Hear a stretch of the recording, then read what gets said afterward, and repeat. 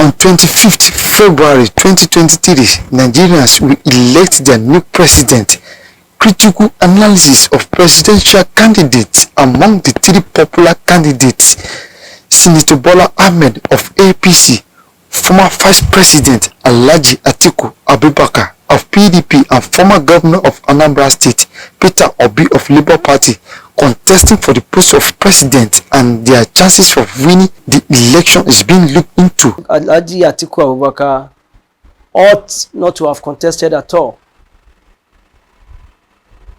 because I believe there is an understanding within the parties, most especially the major opposition party PDP and the ruling party APC, as regard rotation of power.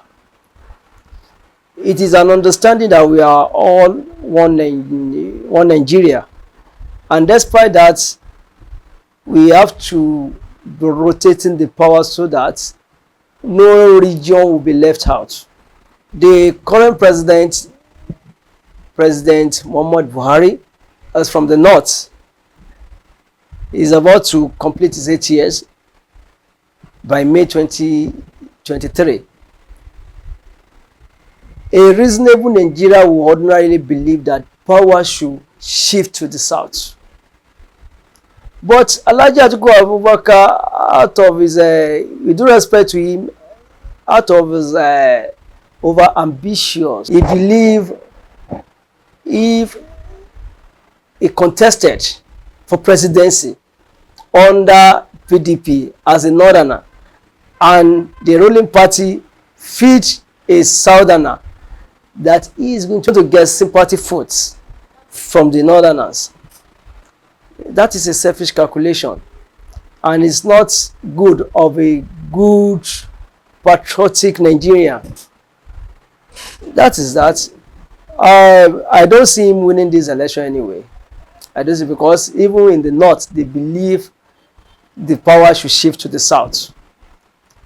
They believe that is the position, and that is the respect. Though constitutionally he is very right to contest. Constitutionally, he can contest, but you have to respect agreements. I believe there is an internal agreement within the party, both the major opposition party and the ruling APC.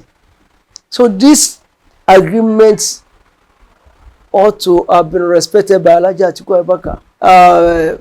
Peter Obi is still very young, not very young, but compared to others, among the three is younger, fine. But with due respect, he lacked the capacity to rule Nigeria. Why do I say that? You have to consider so many factors. You look at his precedents and his antecedents. What are the things he has achieved in the past? The state he governed for 8 years. What are the things he has achieved? Who are the people, who are the leaders he has built for that 8 years? I've not seen any one of them coming out saying, oh, I serve as commissioner under Peter Obi, he is capable, he can do it. I've not seen any, even his deputy, when he was governor.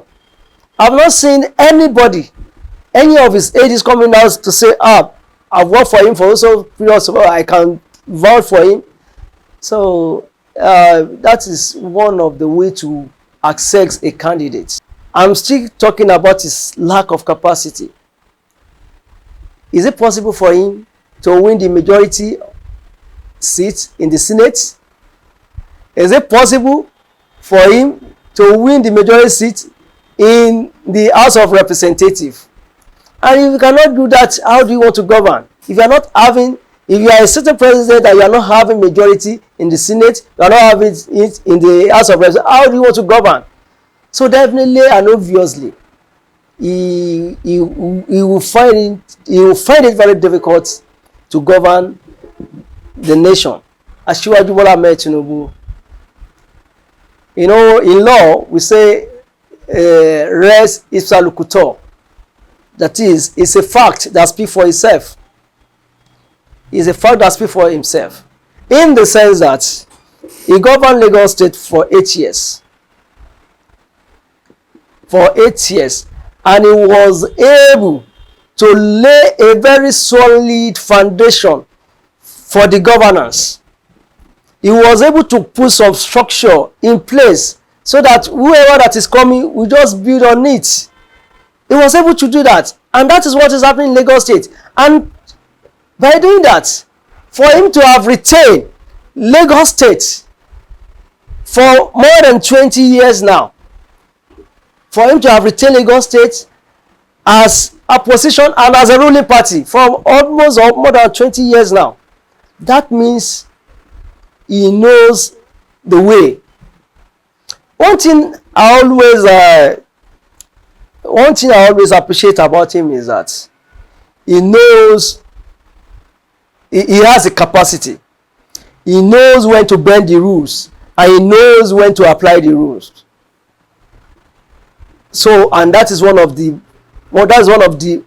pertinent and crucial factor, quality of a good leader. And at the same time, Asiwaju Bola Ahmed Tinubu, he has built leaders. This is one of the unique quality of a good leader, your ability to build leaders.